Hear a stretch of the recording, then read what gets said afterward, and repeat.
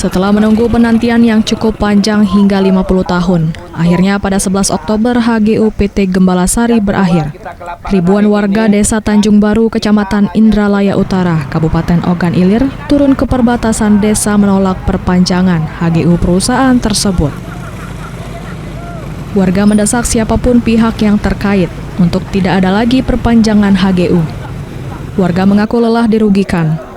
Lahan seluas 2.000 hektar selama ini dikuasai PT Gembala Sriwijaya sejak tahun 1975 akan digunakan warga untuk bercocok tanam dan pertanian.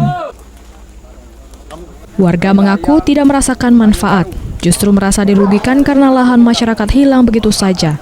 Mereka kehilangan mata pencaharian. Masyarakat itu sudah sebagian tidak bisa berkebun lagi, habis lahannya.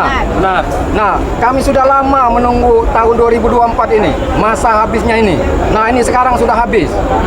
Nah, kami minta bantu pada instansi yang terkait dalam hal ini, bagaimana supaya tidak diperpanjang lagi.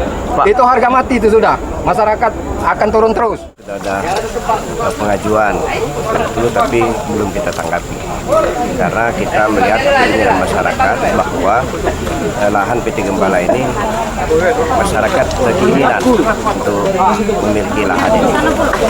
Jadi rencananya apa yang akan kita lakukan dari pemerintah? Ya, dari pemerintah desa kita tetap mendukung masyarakat, keinginan masyarakat.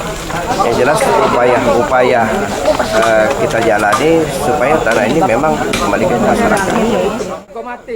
Warga meminta lahan mereka dikembalikan secara utuh agar ekonomi masyarakat lebih baik dari sebelumnya.